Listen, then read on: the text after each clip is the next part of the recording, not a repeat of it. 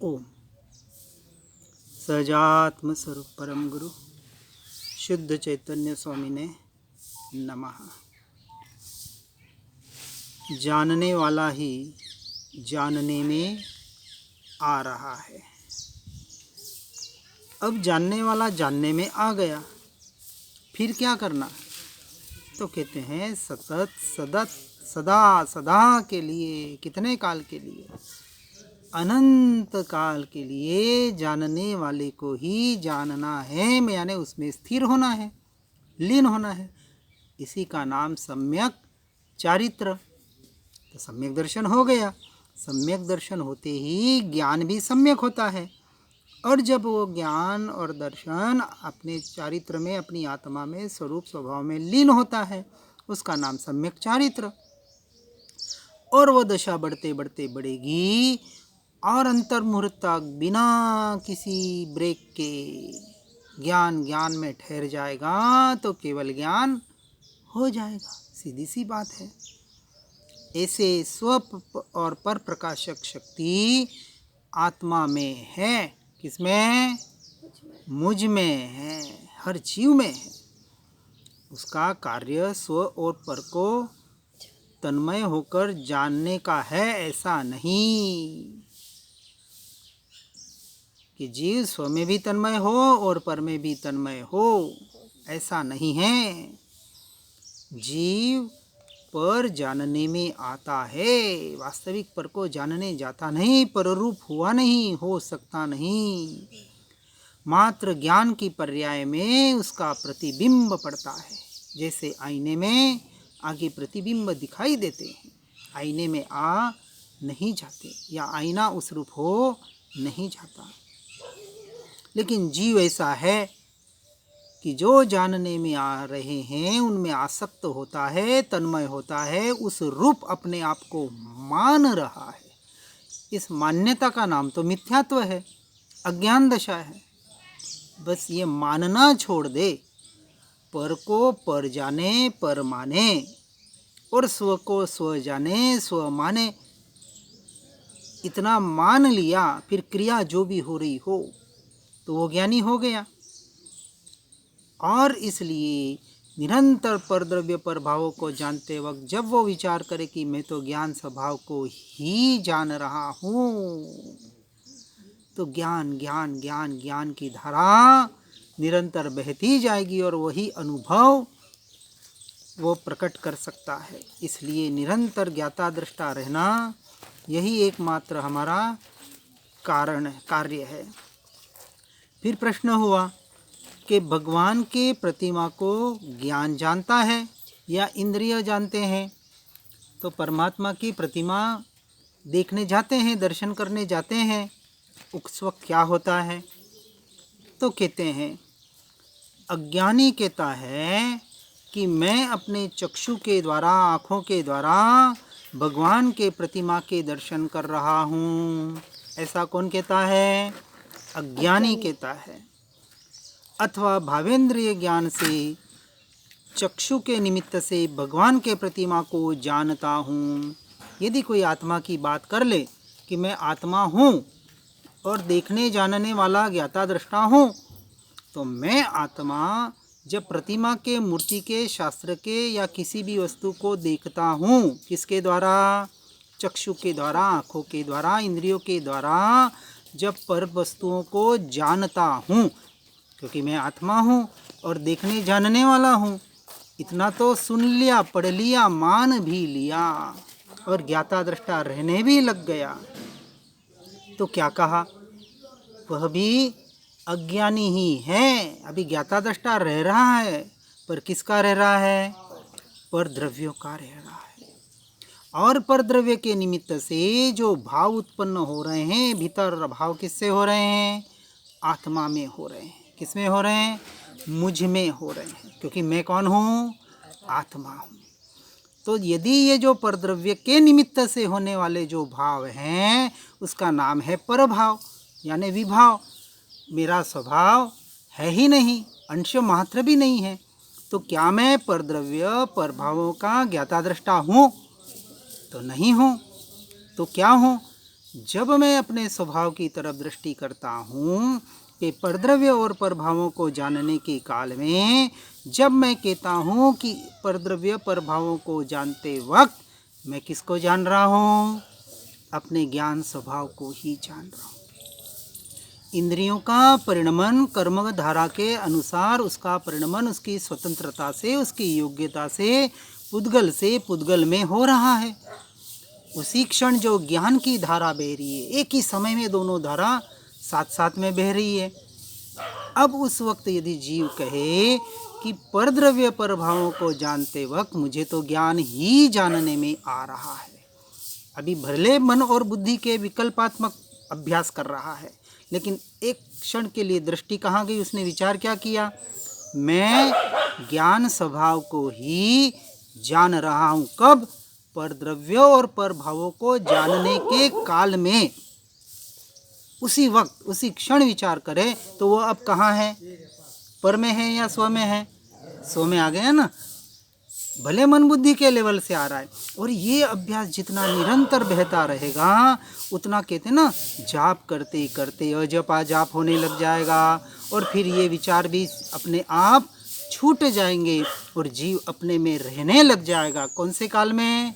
इंद्रियों के, शरीर के, मन वचन काया के क्रिया के काल में, उसी काल में। तो इस तरह से कहा कि ज्ञानी कहते हैं कि प्रति समय आबाल गोपाल सभी जनों को सदा जो अनुभूति हो रही है, किसकी हो रही है? स्वयं की ही तो हो रही है। क्योंकि जब उसने विचार किया कि परद्रव्य परभावों को जानने के काल में मैं अपने ज्ञान स्वभाव को, यानी स्वयं को ही जान रहा हूँ, तो उसकी वो पर्याय अब अशुद्ध रही कि शुद्ध हो गई? शुद्ध हो गई। ये विचार करते ही शुद्ध हो गई। ऐसी जो अनुभूति, जो एक शुद्ध गायक आत्मा ही जिसे जानने में आता है उन क्रियाओं के काल में, परंतु अज्ञानी उसकी तरफ लक्ष्य नहीं देता है। किस तरफ? अपने ज्ञान स्वभाव की तरफ। उसका उपयोग क्या है? वो क्या विचार कर रहा है? अरे भैया, मैं तो परद्रव्य को ही तो जान रहा हूँ, अभी पर भावों को, मेरे से मोह राग द्वेष के भाव उत्पन्न हो रहे हैं, उसको ही जान रहा हूँ, उसका मैं ज्ञाता दृष्टा हूँ। तो उस वक्त वो अपने ज्ञान स्वभाव की तरफ जो दृष्टि नहीं करता है वो अज्ञानी, और जो ज्ञान स्वभाव की तरफ दृष्टि करता है वो ज्ञानी। सीधी सी बात है। इसलिए पर की ओर जिसका लक्ष्य है वह अज्ञानी है, और स्व की तरफ जिसका लक्ष्य है वही ज्ञानी है। वास्तविक कह रहे हैं कि निश्चय से स्व ही जानने में आता है, चैतन्य का प्रकाश ही निरंतर फैल रहा है, अन्यथा उसको कुछ भी जानने में आ ही नहीं रहा है। इसलिए जिसको स्व जानने में नहीं आता है उसे निरंतर इसका अभ्यास करना है कि परद्रव्य परभावों के काल में मैं निरंतर अपने ज्ञान स्वभाव को ही जान रहा हूँ। ये चैतन्य का ही प्रकाश है, निरंतर मैं स्वयं से स्वयं को ही जान रहा हूँ। ऐसा निरंतर विचार करते करते जीव आत्ममय बन जाता है, आत्मज्ञानी कहलाता है। इसलिए कहते हैं कि निरंतर उसका ही अभ्यास कर, उसी में एकाग्रता कर, क्योंकि निरंतर स्व को जानने जाएगा तो आत्मानुभव सहज ही हो जाएगा। ये भी व्यवहार का कथन है। वास्तविक निरंतर हर जीव को स्वयं से स्वयं का ही अनुभव हो रहा है। आज दिन तक मैंने, यानी आत्मा ने परद्रव्य और परभावों का अनुभव किया नहीं, कर सकता नहीं, ऐसा मेरा स्वभाव है। मेरा यानी किसका? आत्मा का। अब आगे कह रहे हैं कि पर्याय दृष्टि से विचार करें। किसके दृष्टि से? दो दृष्टि बताई।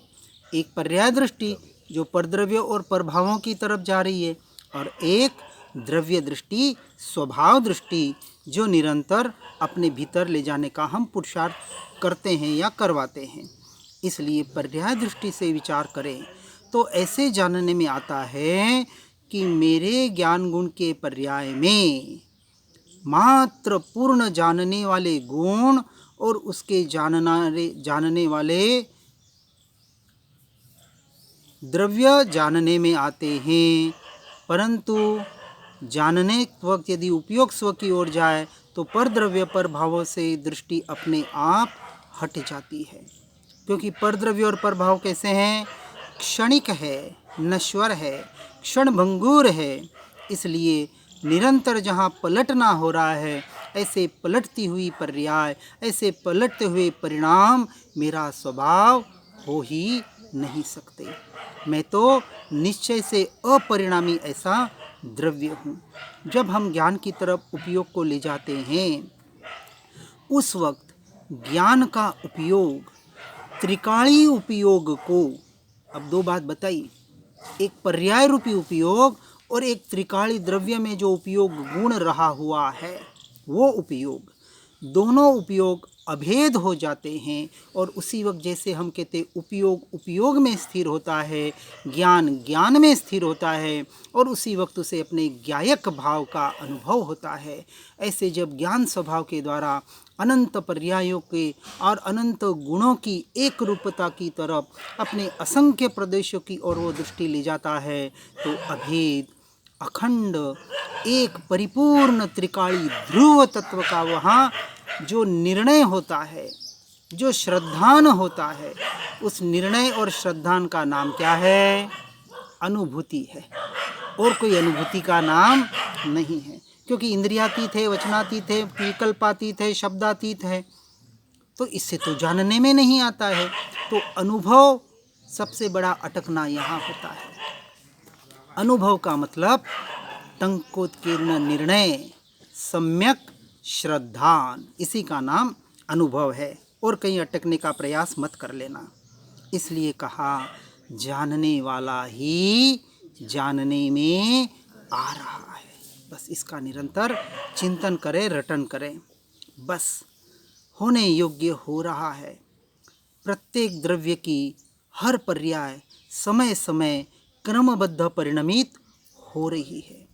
हर पर्याय क्रमबद्ध है, चाहे परद्रव्य की हो, चाहे मुझ जीव की हो, मेरी हो या इस संसार के सारे जीवों की हो। सभी द्रव्यों का परिणमन अपनी अपनी योग्यता से उसी में हो रहा है। एक द्रव्य दूसरे द्रव्य का कहते हैं अंश मात्र भी कुछ नहीं कर सकता, तो एक दूसरे के परिणमन एक दूसरे में मिल भी नहीं सकते। इसी तरह इस क्रमबद्ध पर्याय का उद्देश्य इतना ही था। कितना था? परद्रव्य और परभावों से दृष्टि को हटाने के लिए था। लेकिन अज्ञानी जीव क्या कहता है? जब क्रमबद्ध पर्याय में पुरुषार्थ होना होगा तब हो जाएगा, काल लब्धि जब पकनी है तब पक जाएगी, और ठाला होके बैठ जाता है, निठल्ला हो जाता है। जहाँ पुरुषार्थ करना था वहाँ तो करता नहीं है, और जहाँ से निठल्ला होना था, जिन परद्रव्य पर भावों से हटना था, उसमें तो एकत्व करता है, ममत्व करता है, मैं मेरापना करता है, वहाँ कर्तृत्व और भोक्तृत्व बुद्धि को स्थापित करता है। इस प्रकार से अज्ञानी जीव निरंतर बाहर और बाहर ही कर्ता भोक्तापना करके, नए कर्मों के बंद करके 84 के चक्कर में भटकता रहता है। इसलिए ज्ञाता दृष्टा रहने का मतलब इतना नहीं कि तुम पर द्रव्य के ज्ञाता दृष्टा हो या पर भावों के नहीं।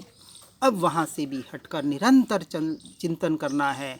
मैं अपने स्वरूप का, अपने स्वभाव का, स्वयं का ही ज्ञाता दृष्टा हूँ, पर द्रव्य का या पर भावों का नहीं। और जानने वाले, जानने योग्य जो ज्ञायक में जानने में आ रहा है, वह मुझे निरंतर अपना ज्ञायक स्वभाव ही जानने में आ रहा है। इसी का नाम सम्यक ज्ञान है। जिसकी दृष्टि ज्ञान की तरफ निरंतर जा रही है, ज्ञान स्वभाव की तरफ, उसका ज्ञान सम्यक ज्ञान है। और जब उस सम्यक ज्ञान में टंकोत्कीर्ण निर्णय होता है कि यही मैं, ये मैं शब्द भी वहाँ निकल जाता है, इसी का नाम सम्यक दर्शन या आत्मानुभूति कहने में आता है। अब यहाँ कह रहे हैं कि इंद्रिय ज्ञान यानी 5 इंद्रियों के निमित्त से और मन के निमित्त से होने वाला ज्ञान, वह ज्ञान वास्तविक ज्ञान नहीं है। आज जिस बाहर के ज्ञान को, यानी इस क्षेत्र में, मोक्ष मार्ग में, संसार का ज्ञान तो अंश मात्र भी काम का नहीं है। चाहे बड़े बड़े MS सर्जन हो, डॉक्टर हो, PhD करने वाले हो, या कोई भी हो, अंश मात्र भी उसका ज्ञान इस मार्ग में कार्यकारी नहीं है। सारा कुज्ञान ही कहलाने में आता है, अज्ञान भी नहीं है। क्या कहा? संसार के ज्ञान को, बाहर के ज्ञान को कुज्ञान कहने में आया है, जिसे हम व्यवहार से ज्ञान कहते हैं। अब जब भीतर आते हैं, चलो धर्म क्षेत्र में आए तो कुछ क्रियाओं का ज्ञान किया, कुछ जो भी व्रत यम नियम हमारे धर्म के जो भी परंपरा से चल रहे हैं उसका ज्ञान किया। तो क्या ये ज्ञान तो ज्ञान है ना, क्योंकि हमें क्रिया तो शुद्ध से शुद्ध करनी है। इस ज्ञान को भी अज्ञान कहा। अब थोड़ा आगे चलते, चलो ये कोई क्रिया का नहीं, मन वचन काया की जो क्रिया है वो मेरा स्वरूप नहीं है, इसलिए व्रत यम नियम पचकाण ये मेरा स्वरूप नहीं है, इसमें अंश मात्र भी धर्म नहीं है। चलो यहाँ तक पहुँच गए तो कोई ज्ञानी पुरुष मिले और उन्होंने कहा कि स्वाध्याय करो, सत्संग करो, आत्मा को जानो, स्वयं को जानो, स्वरूप को जानो। फिर हमने नए निक्षेप प्रमाण आदि के द्वारा, सप्तभंगी के द्वारा, स्याद्वाद के द्वारा, अनेकांत के द्वारा उसका पूरा शास्त्रों का सारा अभ्यास कर लिया, सारा अभ्यास कर लिया।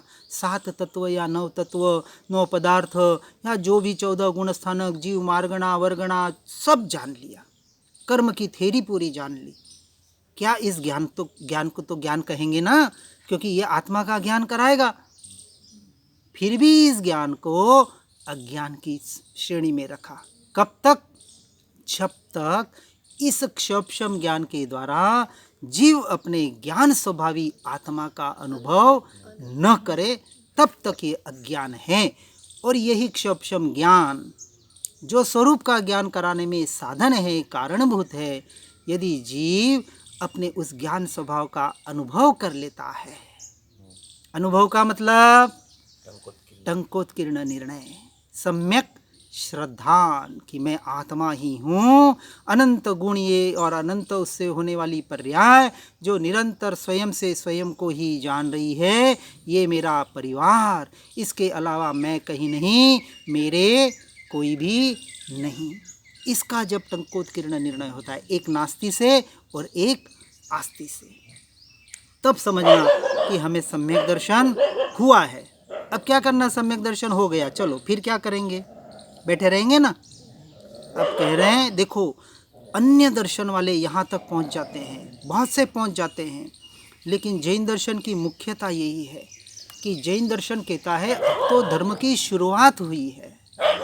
यदि सम्यक दर्शन हुआ है, आत्मा का निर्णय हुआ है, आत्मज्ञान हो गया, अब क्या करना? धर्म की अब शुरुआत हुई है, यानी ये 4था गुण स्थानक है। अब तो 14वें गुण स्थानक तक पहुंचना है या नहीं पहुंचना है? यहाँ से तो जैन दर्शन की शुरुआत होती है, जहाँ सारे दर्शन खत्म होते हैं। वहाँ हम कहते हैं अब 5वें गुण स्थानक से सम्यक चारित्र का पुरुषार्थ करो। किसका पुरुषार्थ करो? सम्यक चारित्र का। मतलब क्या? दीक्षा ले लो, वेश बदल लो, श्वेतांबर दिगंबर हो जाओ, स्थानकवासी हो जाओ या कोई वासी हो जाओ। अरे वासी तो अनंत काल से हो रहे, अब तो फ्रेश होना है। क्या होना है? फ्रेश होना है। और किस में फ्रेश होना है? अब अनंत काल के लिए अपने स्वरूप में और स्वभाव में लीन होने का पुरुषार्थ करना है। इसका नाम सम्यक चारित्र है। और नियम से जो अपनी आत्मा में स्वरूपाचरण चारित्र 4था गुण स्थानक और संयमाचरण चारित्र 5वें 6ठे गुण स्थानक के आधार पर अपनी आत्मलीनता में जब जीव उपयोग को बढ़ाता है, आगे बढ़ता है, तो नियम से बाहर का संसार छूटता है या नहीं छूटता है? छूटना ही चाहिए, या फिर झंकना तो होनी चाहिए, कब छूटूं कब छूटूं। लोग फिर श्रीमद जी का उदाहरण देते, देखो संसार में रह के, अरे संसार में रह रहे थे, ये तो हमको बाहर की चमड़े की आंखों से दिख रहा था। अरे वो संसार में भी नहीं थे और वो शरीर में भी नहीं थे। उनको कहा जाता था देखो बाहर का शरीर तो इतना सुख रहा है, तो कहते थे हमारी भीतर की बगिया लहलहा रही है। इस तरह से जब जीव बाहर से छूटकर अपने स्वरूप में और स्वभाव की ओर आता है, तब ही वास्तविक वो अपने स्वरूप के स्वयं के दर्शन कर पाता है। इस तरह से इंद्रिय ज्ञान के द्वारा ज्ञान होना, यह सच्चा ज्ञान नहीं है। इसलिए उपयोग में है, उसे स्वयं ही जानने वाले को जब हम जानने वाले में स्थिर करते हैं तब ऐसा उपयोग में स्थिर हो जाता है। और जब उपयोग में स्थिर होता है तो जीव निरंतर स्वयं से स्वयं को ही जान रहा होता है।